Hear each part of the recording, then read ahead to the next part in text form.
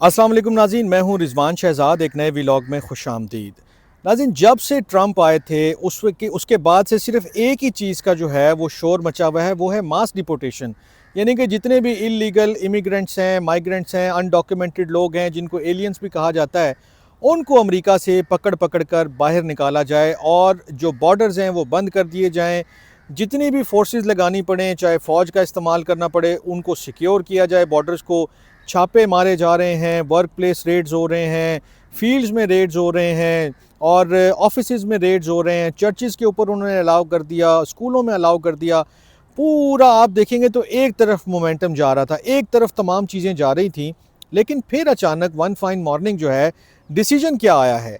Decision ये आया है कि जो इमिग्रेशन कोर्ट के जजेस हैं, जो इमिग्रेशन के मामलात को देखते हैं, कि जो इमिग्रेशन की जो सारी चीज़ें हैं जिनके सामने केसेस का पेश होना, वो डिसाइड करते हैं किसी को असाइलम देना है या नहीं देना।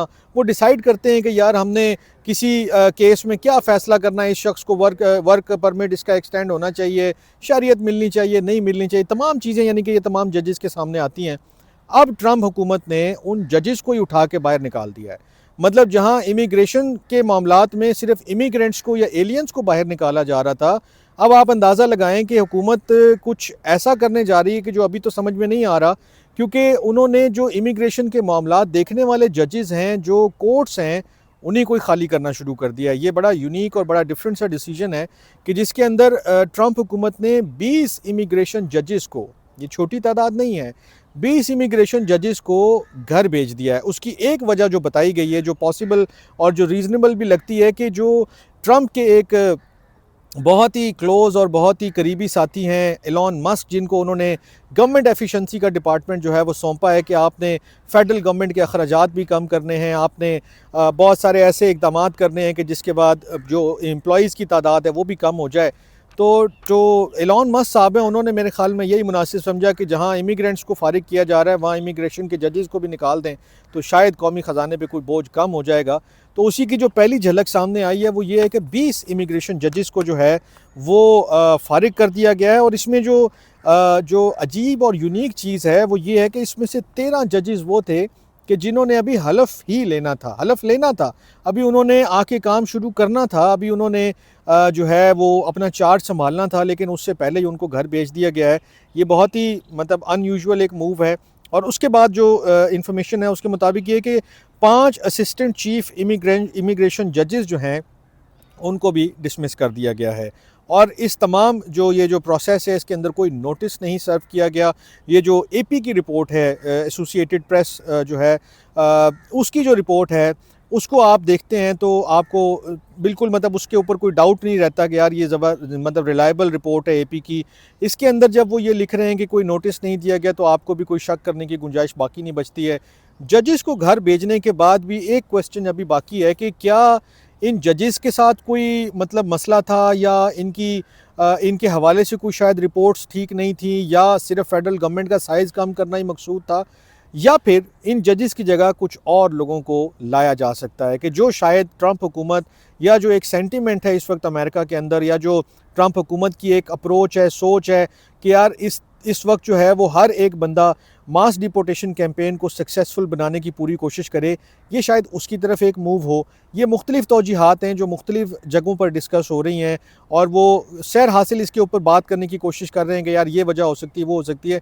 लेकिन मेरे नज़दीक अभी तक जो है इसकी कोई लॉजिकल रीज़न नहीं समझ में आती, क्योंकि उन्होंने जो रीज़न दिया है, जो वजह बताई है, वो ये है कि जी फेडरल गवर्नमेंट का साइज़ कम करना है। तो जहाँ आपके पास इतना बड़ा बैकलॉग हो, बैकलॉग मतलब जो केसेस पेंडिंग पड़े हुए हैं उसकी तादाद आप सुने वो है 3.7 मिलियन। 37 लाख केसेस आपके इमिग्रेशन रिलेटेड केसेस जो हैं वो कोर्ट्स में पड़े हुए हैं। और इस मौके के ऊपर आप मास डिपोर्टेशन कैंपेन चलाते हुए 20 जजेस को घर भेज देते हैं, तो ये कोई बहुत ज़बरदस्त किस्म का सेंस नहीं दे रहा है कि यार मसला क्या है। क्या ट्रंप हुकूमत अपने ही मतलब जो है वो काम में रुकावट डालने की कोशिश कर रही है, या डालने की कोशिश कर चुकी है? क्योंकि 20 जजेस को घर भेज दिया, अब अगर 3.7 मिलियन जो हैं वो केसेस पड़े में पेंडिंग, इसमें मज़ीद इजाफा ही होगा, इसमें कोई कमी तो नहीं आएगी अगर एक जज कम हो जाता है या 2 जज कम हो जाते हैं।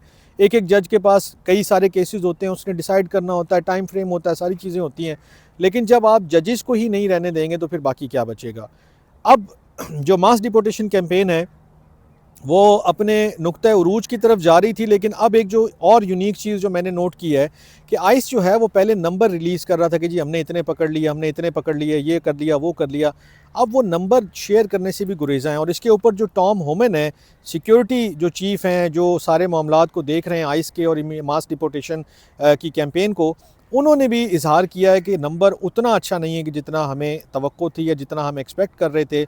लेकिन बहरहाल वो चूँकि गवर्नमेंट के ऑफिशियल, उन्होंने कहा जी बहुत अच्छा काम भी हो रहा है, बहुत ज़बरदस्त काम हो रहा है, लेकिन कहीं न कहीं कोई न कोई जो है वो चीज़ें आड़े भी आ रही हैं। फ़ंड्स के हवाले से मैंने आपके सामने ज़िक्र किया था कि फ़ंड्स की भी रुकावट एक मसला है।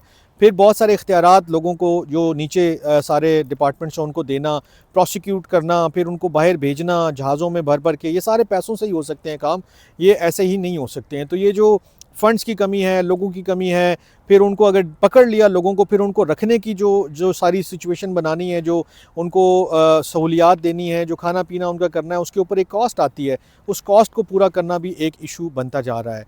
तो ये जजेस को फ़ारिग करना, फिर उसके बाद ये सारे मामलात के अंदर घिर जाना, ये कुछ जो है वो बहुत अच्छे, यानी कि वो मैसेज या सिग्नल नहीं दे रहा मास डिपोर्टेशन कैंपेन के हवाले से। लेकिन देखते हैं आइंदा दिनों में क्या होता है और ये चीज़ें किस तरफ को जाती हैं। आपने मुझे लाइक, फॉलो और सब्सक्राइब भी करना है और अपने कीमती कमेंट से भी आगाह करते रहना है। अपना बहुत ख्याल रखिएगा। अल्लाह ने के बाद।